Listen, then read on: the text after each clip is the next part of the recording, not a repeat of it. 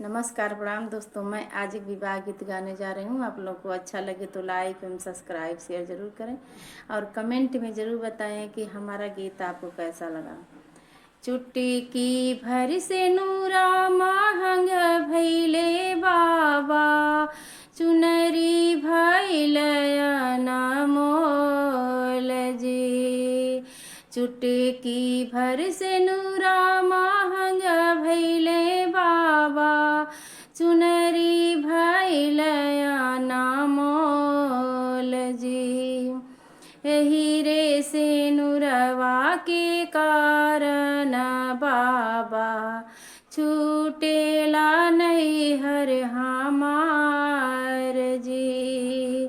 हीरे से नुरवा के कारण बाबा, छूटेला नहीं हर हमार जी। अम्मा कहली बेटी नीति उठी अइहा, बाबा कहला छवा मास जी। अम्मा कहली बेटी नीति उठी अइहा, बाबा कहला छवा मास जी।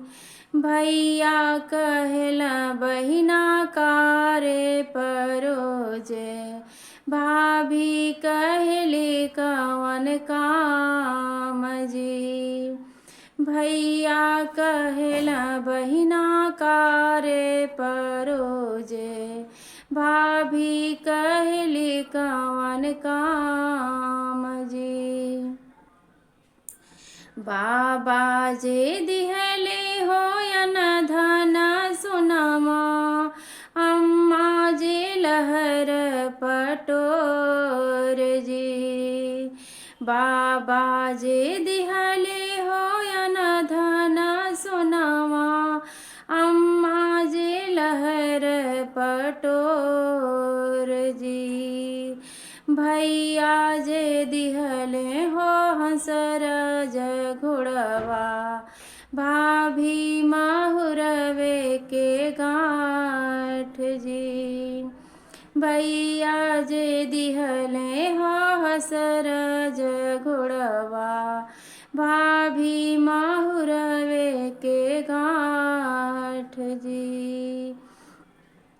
बाबा के दिहल दाना छवा मास खइबो, मफटी जई है लहर पटोर जी।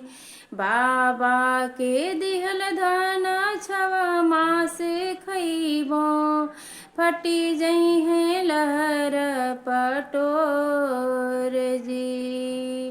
भैया के दिहल घोड़ा नगर घूमई है, भाभी के अपजस होय जी।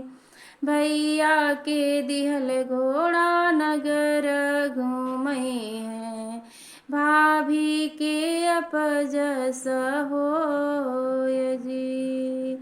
चुटकी भर से नूरा महंग भैले बाबा, चुनरी भैल अनमोल जी। हीरे से नूरवा के कारण बाबा, छूटेला नहीं हर